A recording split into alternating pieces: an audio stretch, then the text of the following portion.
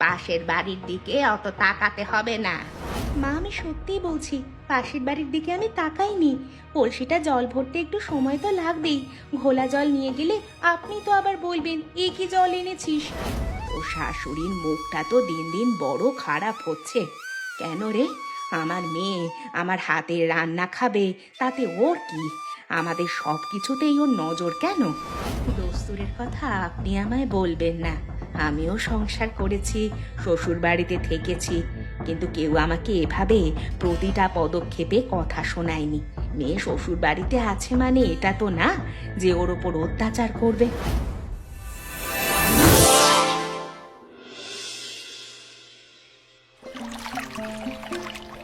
বলি, ও বউ, কলসিটা ওভাবে ডুবিয়ে জল তুলছো কেন? ওপরের পরিষ্কার জলটা নিতে পারো না? তলার দিকে সব কাদা আর শ্যাওলা। তোমার মা কি কিছুই শেখায়নি? মা তো সব ঠিকই শিখিয়েছে মা। সকাল থেকে সবাই জল নিয়েছে, তো তাই জলটা একটু ঘোলা হয়ে আছে। আমি একটু সময় নিয়ে পরিষ্কার জলটাই তুলছি। সময় নিয়ে করলেই হলো? ঘরের কত কাজ পড়ে আছে খেয়াল আছে? উনুন ধরানো হয়নি, গোয়াল ঘর পরিষ্কার বাকি, আর তুমি এখানে জল নিয়ে আহ্লাদ করছো? পাশের বাড়ির দিকে অত তাকাতে হবে না। আমি তো তাকাচ্ছি না মা, আমি শুধু নিজের কাজটুকু করছি। জলটা নিয়ে গেলেই আমি উনুন ধরিয়ে দেব, আপনি কোনো চিন্তা করবেন না। চিন্তা করবো না মানে? তোমার বাপের বাড়ি তো হাত বাড়ালেই যেতে পারবে, তাই মনটা ওদিকেই পড়ে থাকে। জল তোলাটাও যেন একটা ছুতো তোমার কাছে। তাড়াতাড়ি ঘরে চলো, মেলা কাজ বাকি। মা, আমি সত্যিই বলছি, পাশের বাড়ির দিকে আমি তাকাইনি। কলসিটা জল ভরতে একটু সময় তো লাগবেই। ঘোলা জল নিয়ে গেলে আপনি তো আবার বলবেন এ কি জল এনেছিস। বেশি কথা বলতে শিখে গেছো দেখছি। বাপের বাড়ির শিক্ষাটা ভালোই রপ্ত হয়েছে। কলসি ভরো, তাড়াতাড়ি পা চালাও। আমি আর এখানে দাঁড়িয়ে থাকবো না। যাচ্ছি মা, আর একটুই বাকি। আপনি আগে যান, আমি এক্ষুনি আসছি। আমি গেলেই তো তোমার সুবিধে। তখন আবার ও পাশে গিয়ে মায়ের সাথে গল্প জুড়বে। আমি সব জানি।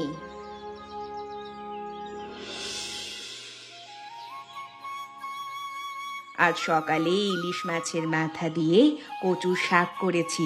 তোর তো খুব প্রিয়। একটা বাটিতে করে নিয়ে এসেছি। এই বেড়ার ফাঁক দিয়ে নিয়ে যা মা। মা, এখন দিও না। শাশুড়ি মা দেখলে খুব চেঁচামেচি করবে, বলবে বাপের বাড়ির লোক সারাক্ষণ ওকে ঝুঁকি মারছে। তুমি বরং রেখে দাও, পরে কোনো একটা সময় নেব। তোর শাশুড়ির মুখটা তো দিন দিন বড় খারাপ হচ্ছে। কেন রে? আমার মেয়ে আমার হাতের রান্না খাবে, তাতে ওর কি? আমাদের সব কিছুতেই ওর নজর কেন? মা, ঝগড়া বাড়িও না। এমনিতেই ওনার মেজাজ খিটখিটে। তুমি বরং ওদিকে যাও। বাবা যদি দেখতে পায় তবে তোমাকেও বকবে। আমি সময় পেলে অবশ্যই আসবো। আমি কারোর ভয় পাই না। মেয়েটা পাশে থেকেও একবেলা শান্তি করে খেতে পারে না। এটা সহ্য হয় না আমার। যা, তুই তোর কাজ কর। মা, তুমি বড় জেদি। আমি ঠিক আছি, তুমি এত ভেবো না। এখানে রোজই এরকম হয়, আমি সামলে নিই। সামলে নি বললেই কি সব সামলে যায় রে? তোর মুখের দিকে তাকালে আমার বুকটা ফেটে যায়। বিয়ের আগে কত হাসতিস, কত কথা বলতিস। এখন যেন কেমন মন মরা হয়ে গেছিস। মা, তুমি কেঁদো না। আমি তো ভালোই আছি।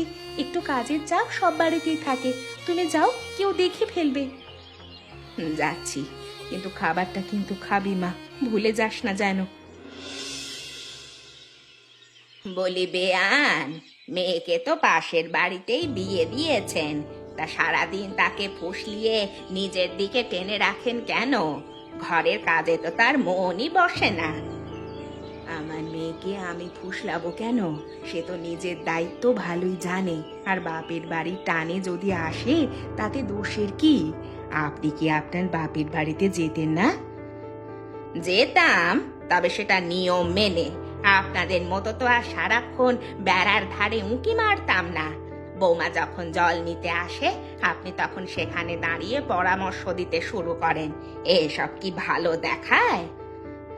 আমার মেয়ের ভালো মন্দের কথা আমি তো বলবই। তার চোখে মুখে যেটুকু খুশি অবশিষ্ট আছে, সেটা আমাদের দেখেই। আপনারা তো তাকে খাটানো ছাড়া আর কিছুই বোঝেন না। আমরা খাটাবো না তো কি মাথায় তুলে নাচবো? গৃহস্থের বউ কাজ করবে, এটাই দস্তুর। আর বেশি প্রশ্রয় দেবেন না তো ওকে। দস্তুরের কথা আপনি আমায় বলবেন না। আমিও সংসার করেছি, শ্বশুর বাড়িতে থেকেছি, কিন্তু কেউ আমাকে এভাবে প্রতিটা পদক্ষেপে কথা শোনায়নি। মেয়ে শ্বশুর বাড়িতে আছে মানে এটা তো না যে ওর ওপর অত্যাচার করবে। অত্যাচার? বাহ, এটা অত্যাচার বলে মনে হচ্ছে তোমার? ঘরের কাজ করতে বললেই অত্যাচার হয়ে গেল? তাহলে তো আমার শাশুড়ি আমার উপর রোজ অত্যাচার করতেন। আমি কি কোনোদিন অভিযোগ করেছি? আপনি করেননি সেটা আপনার ব্যাপার, কিন্তু আমার মেয়ে যদি কষ্ট পায় আমি চুপ করে বসে থাকবো না। আমি ওর মা, আমার ধর্মই হলো মেয়ের পাশে দাঁড়ানো। মেয়ের পাশে দাঁড়াবেন সে ভালো কথা, কিন্তু আমার সংসারে নাক গলাবেন না। আমার বৌমাকে আমি কি বলবো, কি শেখাবো, সেসব আমার ব্যাপার। হারু ভাই, তোমার এই মুরগিগুলো সামলাও দেখি। যতবার আমি ধান মেলছি ততবার ওরা এসে খেয়ে সব নষ্ট করে দিচ্ছে। এটা কি ঠিক হচ্ছে? ওরে বাবা, মুরগি তো আর বেড়া বোঝে না। একটু ঢুকে পড়েছে বলে এত হাঁক ডাক করবার কি আছে? ও না হয় সামান্য 2-4টে ধান তোমার খুঁটে খেয়েছে, তাতে কি তুমি গরিব হয়ে গেছো? সামান্য বললেই হলো আমাদের হাড় ভাঙা খাটনের ফসল এভাবে নষ্ট হবে? তুমি যদি সামলাতে না পারো তবে আমি লাঠি দিয়ে তাড়িয়ে দেব, তখন আমায় দোষ দিও না। লাঠি মারবে? আমার মুরগিকে তুমি লাঠি মারবে? পাশের বাড়ির সাথে এভাবে সম্পর্ক রাখলে তোমারই বিপদ হবে, জেনে রেখো। একটা মুরগির জন্য এত বড় কথা শুনিয়ে দিলে তুমি। সম্পর্ক তোমরাই নষ্ট করছো। মেয়ে দিয়েছো বলে কি আমাদের ওপরে জমিদারি ফলাবে? নিজের পশুদের ভালোভাবে বেঁধে রাখো, নইলে ফল ভালো হবে না। জমিদারি ফলানোর কথা তুমি বলবে? আমি কি তোমার ধান চুরি করেছি নাকি? একটা মুরগি ঢুকে গেছে সেটা নিয়ে এত বড় কথা? তোমারও তো গরু আমাদের জমিতে ঢোকে, সেটা কি আমি ভুলে গেছি? গরু আর মুরগি এক হলো নাকি? গরু চড়তে গেলে ঘাস খায়, তোমার মুরগি আমার ধান খাচ্ছে। তফাৎটা বুঝতে পারছো না? তফাৎ আমি ভালোই বুঝি, কিন্তু এক পাড়ায় থাকলে একটু মানিয়ে চলতে হয়। তুমি যদি এভাবে প্রতিটা ছোট জিনিস নিয়ে লড়াই বাঁধাও তবে পাড়ায় থাকাটাই মুশকিল হবে। মানিয়ে চলা আমি জানি না, কিন্তু প্রতিদিন যদি তোমার মুরগি আমার উঠোনে এসে হাঁটাহাঁটি করে তবে আমারও সহ্যের সীমা আছে। আজ থেকে বেড়াটা ভালো করে দাও, নইলে আমি নিজেই দিচ্ছি। এরকম বারবার হলে কিন্তু আমি সহ্য করব না। সুধীর ভাই, তুমি যে সারটা দিলে জমিতে, ওতে কিন্তু ফলন ভালো হবে না। বর্ষার আগে এভাবে সার দিলে সব ধুয়ে যাবে। আমার জমিটা দেখো, কি সুন্দর চারা গজাচ্ছে। নিজের জমি নিয়ে বেশি গর্ব করো না হারু ভাই। আমি বংশ পরম্পরায় চাষ করে আসছি, কোনটা কখন দিতে হয় সেটা আমার ভালোই জানা আছে। তোমার চাষের পদ্ধতি তো সেকেলে। সেকেলে হতে পারে, কিন্তু কার্যকর পদ্ধতি এটা সব থেকে বেশি। আর তুমি যে রাসায়নিক দিচ্ছ ওতে মাটির 12টা বেজে যাবে, পরে কিন্তু পস্তাতে হবে। তখন আমার কাছেই আসতে হবে পরামর্শ নিতে। হ্যাঁ, আমি তোমার কাছে পরামর্শ নিতে যাব? কোনোদিনও না। আমার চাষ, আমার নিজের বুদ্ধি যথেষ্ট আছে। তুমি নিজের চরকায় তেল দাও, পরের বাড়ির দিকে অত নাক গলাতে হবে না। ঠিক আছে, দেখা যাবে কার ধান বেশি বের হয়। এবারে তো আবহাওয়া খারাপ, আমার আধুনিক পদ্ধতি কাজ দেবে। তোমারটা সব জলে ভেসে যাবে। হ্যাঁ, জলে ভেসে যাবে? আমার জমি তোমার থেকে উঁচুতে, ভুলে যেও না। জল যদি আসেই আগে তোমারটাই ডুববে, তারপর আমার কাছে এসে বলবে, সুধীর ভাই সাহায্য করুন। আমি তোমার কাছে সাহায্য চাইব? সেদিন আসবে না। আমি নিজের পায়ে দাঁড়াতে জানি। তোমার দয়ার উপর আমি নির্ভর করি না। বড় বড় কথা বলা সহজ, দেখি বর্ষায় কি হয়, তখন বুঝবে কার পদ্ধতি শেখেলে আর কারটা কার্যকর। এই ডাল কি কেউ খেতে পারবে? জল বেশি আর ডাল কম দিয়েছ তুমি। বাপের বাড়িতে কি এভাবেই রান্না বান্না করে খেতে? এত অপচয় আমার বাড়িতে চলবে না বাপু। মা, আমি জল মেপে জল দিয়েছি, ডালটা ফুটলে ঘন হয়ে যাবে। আর মা বলতে ডাল একটু পাতলা হলেই ভালো স্বাদ হয়। তোমার মায়ের কথা রাখো তো, এখানে আমার নিয়ম চলবে। আর নুন এত কেন কম দিলে? আমি কি চিনি খাচ্ছি নাকি? সব কিছুতেই হাত টান তোমার। এত মিষ্টি মিষ্টি খাবার খেতে ভালো লাগে না আমার। নুন তো আমি এখনো দিইনি মা, আপনি শুধু দেখেই বলতে শুরু করলেন। আমি তো সবে ফোড়নটা দিলাম, একটু সুযোগ দিন না আমাকে করার। চোখে দেখলেই বোঝা যায় কি করছো। সারাদিন তো ওই বাপের বাড়ির দিকে মন, কাজে কি আর মন থাকে? মুখ চুন করে থাকার কি আছে? যাও নুনটা নিয়ে এসো। আনছি মা, কিন্তু একটা কথা বলি, আমি সত্যিই চেষ্টা করছি আপনার মন মতো রান্না করতে, কিন্তু আপনি আমাকে কিছু করার আগেই বকা দেন, তাতে আমার ভয় লাগে। ভয় লাগে?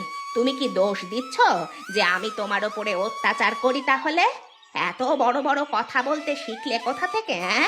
তোমাদের প্রজন্ম অনেক বেশি কথা বলে আজকাল। আমি বেশি কথা বলছি না মা, আমি শুধু বলছি একটু সুযোগ দিন, আপনি খেয়ে দেখুন, তারপর বলুন কেমন হয়েছে। ঠিক আছে, দেখবো, কিন্তু ভাতটা যেন ভালো হয় সেটা মনে রেখো।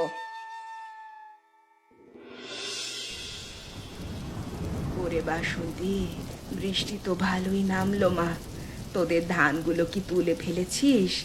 আকাশ তো খারাপ করছে, একদম কালচে মেঘ জমেছে দেখছি। না মা, শ্বশুর মশাই আর উনি এখনো মাঠ থেকে ফেরেননি। বাবা বাইরে ছিল ধান তোলার জন্য, আমাদের উঠানের ধান শাশুড়িমা ঘরের ভেতরে নিয়েছে। আমাদের তো চাষের জমি একদম নিচু জায়গায়, তোর বাবা খুব দুশ্চিন্তায় আছে। যদি বৃষ্টি না থামে তবে সব চারা নষ্ট হয়ে যাবে, ওদিকে অন্য জমি তো আরো ঢালু। হ্যাঁ মা, আমিও তাই ভাবছি। এত কষ্ট করে সারা মাস বাবা পরিশ্রম করলো, ওপরওয়ালাই জানেন কি হবে। তোমরাও একটু সাবধানে থেকো মা, জল যেন ঘরে না ঢোকে, দেখবে। জল তো মনে হচ্ছে ঢুকবেই, নদীর জলও বাড়ছে শুনলাম। তোরা বরং শুকনো কিছু খাবার গুছিয়ে রাখ, এই লড়াই ঝগড়া দিয়ে পেট ভরবে না যদি কোনো বিপদ আসে। মা, বাবা কোথায় এখন? মাঠে গেছে নাকি ঘরে আছে? মাঠ থেকে সবে ফিরেছে, পুরো ভিজে একসা হয়ে এসেছে। মুখটা এমন করে আছে যেন সব শেষ হয়ে গেছে। আমার বুকটা কেমন করছে রে মা। তুমি বাবাকে গরম চা দাও, আমি এদিকে সরাসরি মাকে বলছি চাল ডাল মাচায় তুলতে। বৃষ্টি আরো বাড়তে পারে, মেঘ দেখে তো তাই মনে হচ্ছে।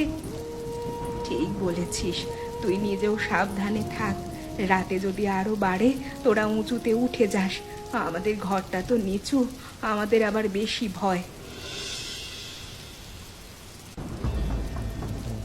সুমিত্রা, সর্বনাশ হয়েছে, নদীর বাঁধটা মনে হয় ভেঙে গেছে, জল খুব দ্রুত বাড়ছে, আমাদের চাষের জমি একদম তলিয়ে গেছে, কিছুই বাঁচাতে পারলাম না।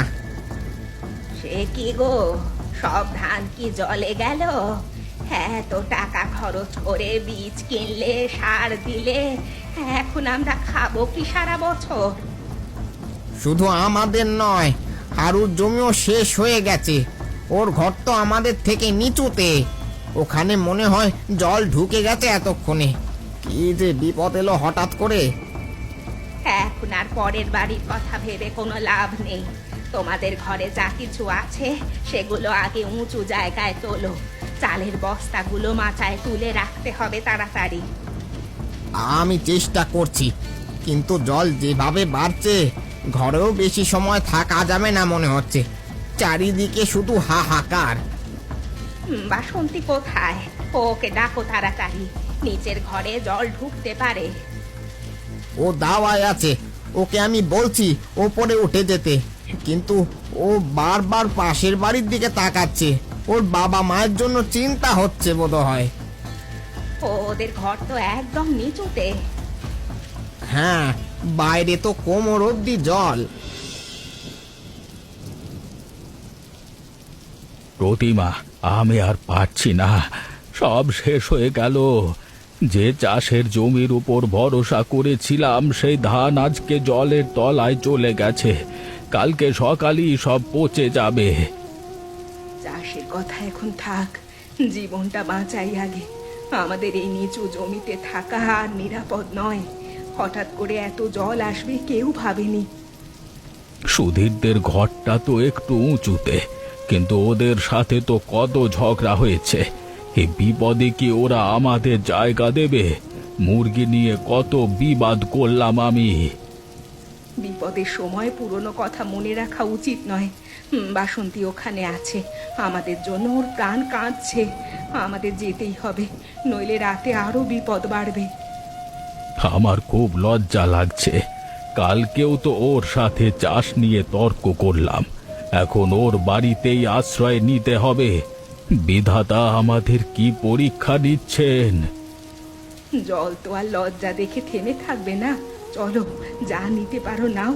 কাপড় চোপড়, চিঁড়ে গুড় যা আছে সব নাও, বাকিটাও ওপরওয়ালার হাতে। কতদিনের পরিশ্রম, কত স্বপ্ন সব জলে ভেসে যাচ্ছে। আমি কি এত খারাপ যে তিনি এমন শাস্তি দিচ্ছেন? শাস্তি বলো না গো, এখন দুই পরিবার এক হতে পারলে হয়তো কিছুটা হলেও দাঁড়ানো যাবে।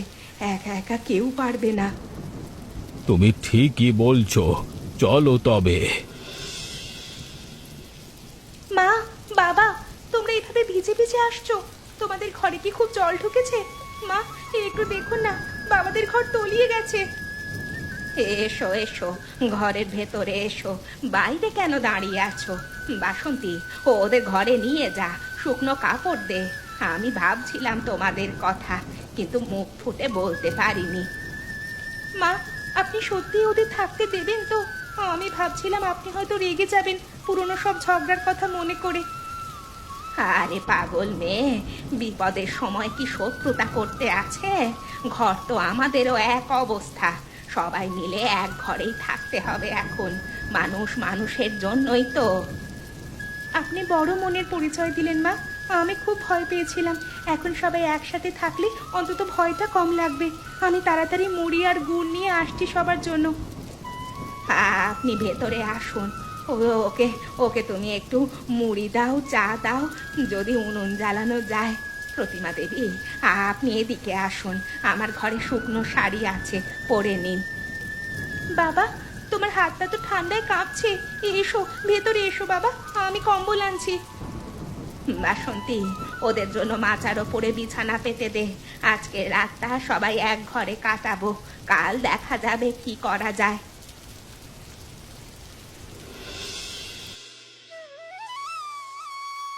বেয়ান, আমাদের কাছে শুকনো চাল আর কিছুটা আলু আছে, যা আছে সব একসাথেই রান্না করি, চলুন। আমি শুধু কিছুটা চিঁড়ে আর আখের গুড় আনতে পেরেছি, সব তো জলের তলায় গেল। আপনি এই কঠিন সময় আমাদের জায়গা দিয়েছেন, এটাই অনেক বড় পাওনা। দেখুন প্রতিমা দেবী, আজ এই বিপদে বুঝলাম আমরা বেকার ঝামেলা করতাম। পেটে ভাত না থাকলে কেউ কাউকে উদ্ধার করতে আসে না। একদম ঠিক কথা। পুকুর পাড়ের ঝগড়া এখন কত তুচ্ছ মনে হচ্ছে। আমাদের এক হয়ে থাকাই উচিত ছিল প্রথম থেকে। হ্যাঁ, এই সামান্য খাবারটুকু ভাগ করে খেলে হয়তো মনটা একটু শান্তি পাবে। বাসন্তী সত্যিই ভালো মেয়ে। আমি নিজেই ঝগড়ায় জড়িয়ে পড়তাম ওর সাথে, তবে এখন থেকে আর না। আমি ওকে অনেক কষ্ট দিয়েছি, রান্না নিয়ে, কাজ নিয়ে, প্রতিটা জিনিসে খোঁটা দিতাম। ও মুখ বুজে সব সহ্য করত। আজ ভাবছি কেন যে এত বকা দিতাম। যা হয়েছে হয়েছে, এখন আজ আপাতত এই চিড়ে গুড় মিশিয়ে সবাই খাওয়া যাক। কাল সকালে ভাত রান্না করা যাবে, যদি উনুন জ্বালানো যায়। বাসন্তী, এই নে, সবাইকে এক এক মুঠো চিঁড়ে দে। আজ এই রাতে এটুকু ভাগ করেই আমরা খাবো।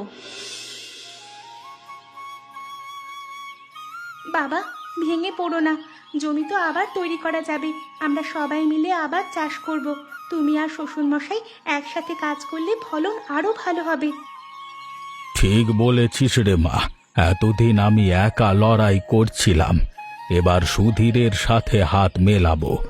ওর জ্ঞান আর আমার আধুনিক উপায় দুটো মিশলে কামাল হবে। এই বন্যা আমাদের থেকে অনেক কিছু কেড়ে নিলেও একটা শিক্ষা দিয়ে গেছে। হ্যাঁ রে, ঝগড়া করে শুধু সময় নষ্ট হয়, কাজের কাজ কিচ্ছু হয় না। এতদিন আমরাই তোকে বুঝতে পারিনি। আমি শুধু চেয়েছি দুটো পরিবার হাসি খুশি থাকুক। এখন থেকে নিশ্চয়ই আর ঝগড়া হবে না। না, আমরা আর ঝগড়া করব না। এ ঝগড়ার জন্য গ্রামের সবাই আমাদের উপরে হেসেছে, তাই আমরা এবার থেকে মিলেমিশে থেকে সবাইকে দেখিয়ে দেব। শ্বশুরমশাই মুখে কম কথা বলেন, কিন্তু মনে মনে উনিও চাইতেন তোমাদের সাথে ভালো সম্পর্ক হোক আমাদের, কিন্তু অহংকারটা এসে দাঁড়াতো মাঝখানে। অহংকার তো দুপক্ষেরই ছিল। আমি নিজের চাষ নিয়ে গর্ব করতাম, ও ওর বংশ পরম্পরা নিয়ে।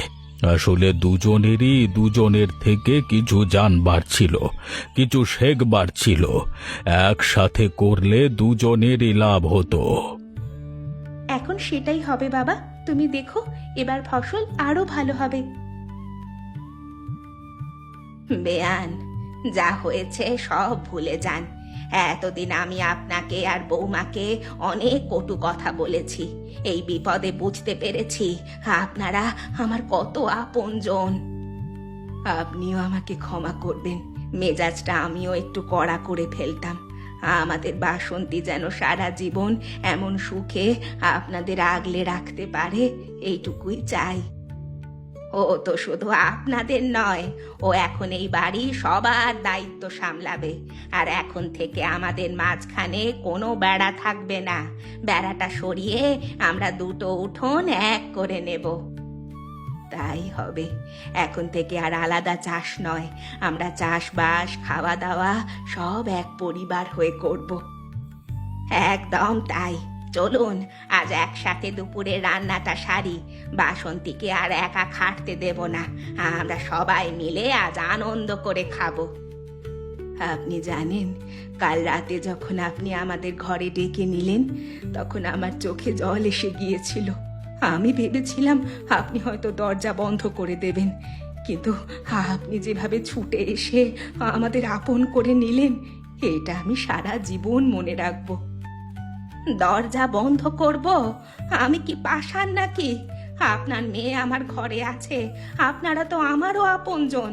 এতদিন মেজাজের বশে অনেক কিছু বলেছি, কিন্তু ভেতরে ভেতরে আমিও জানতাম আপনারা খারাপ মানুষ নন। আমিও তাই। আর আশা করি আমাদের গল্প শুনে বুঝে সবাই আমাদের মতোই মিলেমিশে থাকার চেষ্টা করবে সম্বন্ধীদের সাথে। আর আমরা এখন রান্নাঘরে যাই, আজ দুপুরে আমরা একসাথে মিলেমিশে ভোজ করব। চলুন তবে রান্নাঘরে যাই, আজ আমি আর আপনি মিলে রাঁধবো। বাসন্তীকে একটু বিশ্রাম দেব, মেয়েটা তো ঠিক মতো ঘুমায়নি কাল রাতে। আর আমাদের চ্যানেলটা কিন্তু আপনারা সাবস্ক্রাইব করবেন এবং বন্ধুদের সাথে গল্পটা শেয়ার করবেন অবশ্যই। চলুন, আজ থেকে নতুন শুরু।